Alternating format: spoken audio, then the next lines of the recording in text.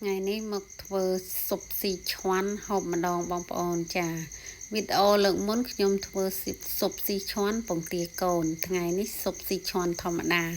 ប៉ុន្តែស៊ុបស៊ីឈាន់ធម្មតាខ្ញុំធ្វើតាមរបៀបរបបដែលខ្ញុំមានបន្លែមានសាច់ចឹងណាបងប្អូនចាឥឡូវមកហាន់សាច់ជ្រូកដូចថាជាចំណិតស្ដើងទុកមកដុំសិនពីព្រោះសាច់គោនោះវាមានតិចពេកអញ្ចឹងត្រូវតែថែមសាច់ជ្រូកចឹងណាបងប្អូនចា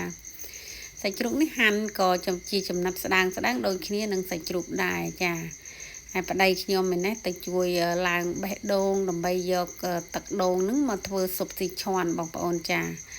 ហើយដូងក្រោយផ្ទះរបស់ខ្ញុំនោះថារៀងចាស់ដែរបងប្អូនចាបេះមួយផ្លែមិនក្រាន់ទេ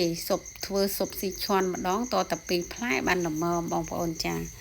ប៉ុន្តែធ្វើតាមរបៀបរបបដែលខ្ញុំដូចថាមានបន្លែប្លុកគ្រឿងអញ្ចឹង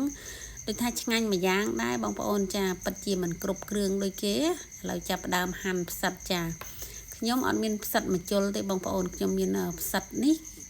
ខ្ញុំប្រើចាំផ្សិតហ្នឹងមិនដឹងថាហៅថាផ្សិតអីទេបងប្អូនចាហើយនេះជាផ្កាខាត់ណាបងប្អូនចាផ្កាខាត់ណានេះខ្ញុំដូចថាកាត់យកតែខាងចុងហើយជាពិសេសគឺបានស្ពៃពួយលេងនេះបងប្អូនចាហើយខ្ញុំចូលចិត្តបន្ថែមនៅថៃថាវនឹងមួយមើមតូចចាឥឡូវឃើញថាគ្រឿងក្រៅខ្ញុំចារៀបចំដាក់កញ្ឆែងមានដុំស៊ុបផ្កាខាត់ណាហើយស្ពៃពួយលេងនឹងផ្សិតហើយនឹងថៃថាវនេះជាសាច់គោពងមាន់ពងទាហើយនឹងសាច់ជ្រូកចាខ្ទិះដូងប្រហាត់ហើយនេះដូងស្រស់បងប្អូនចាចាប់ផ្ដើមធ្វើឲ្យបងប្អូនចាកាត់ដុំស៊ុបអីដាក់វាដូចថាកម្ដៅឲ្យវារលាយបន្តិចណាបងប្អូនចាបើសិនជាអត់កម្ដៅវារលាយវាមិនឈ្ងុយទេបងប្អូនស៊ុបស៊ីឈាន់ហ្នឹងចាបន្ទាប់មកបានខ្ញុំចាក់ទឹកដូងចូលចាចាក់ទឹកដូងនេះនេះបានតិចពេកខ្ញុំក៏បន្ថែមទឹកបន្តិចទៅពីព្រោះគិតថាហូបមិនក្រាន់អញ្ចឹងណាបងប្អូនចា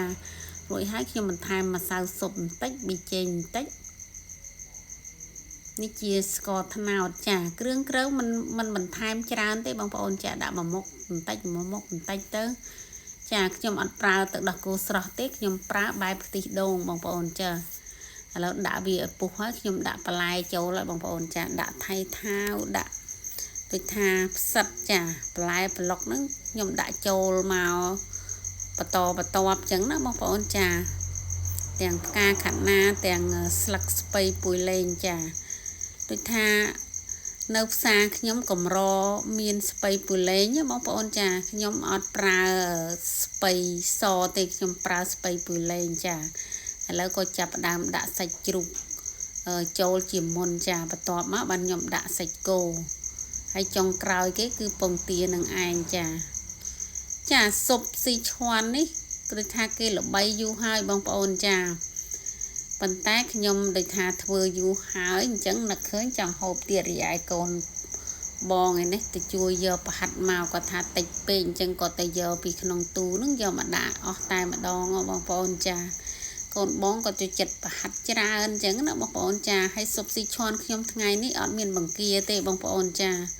ខ្ញុំមានតែអ្វីដែលគ្រឿងអ្វីដែលខ្ញុំមានអញ្ចឹងខ្ញុំប្រើទៅណាបងប្អូនចាឥឡូវដាក់ពងទាមកគ្រាប់ហើយដូចថាដាក់បន្លែដាក់ប្លុកចូលឃើញថាឆ្នាំងខ្ញុំដូចចង់តូចពេកបងប្អូនចាពុះលង្ហៀតែម្ដងបងប្អូនចាប៉ុន្តែធ្វើតាមរបៀបនេះឆ្ងាញ់បងប្អូនចាធ្វើតាមរបៀបដែលយើងមានបន្លែមានគ្រឿងអញ្ចឹងណាបងប្អូនចាឥឡូវដូចថាចាប់ផ្ដើមមកភ្លក់មើលមួយសិនបងប្អូនចាខ្ញុំគិតថារសជាតិឆ្ងាញ់បងប្អូនចានេះជាស៊ុបស៊ីឈាន់បែបផ្សំបន្លែដែលខ្លួនឯងតាមដែលយើងមានបងប្អូនចាឥឡូវកូនកាន់ចានមកម្នាក់មួយដើម្បីមកហូបស៊ុបស៊ីឈាន់បងប្អូនចាគាត់គិតថា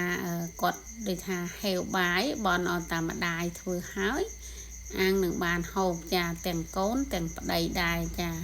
ហើយប្តីខ្ញុំឯនេះអត់យកចានតូចទេបងប្អូនចាគាត់ថាដាក់ចានតូចពិបាកហូបក្តៅអញ្ចឹងដាក់ចានធំចាអរគុណជម្រាបលា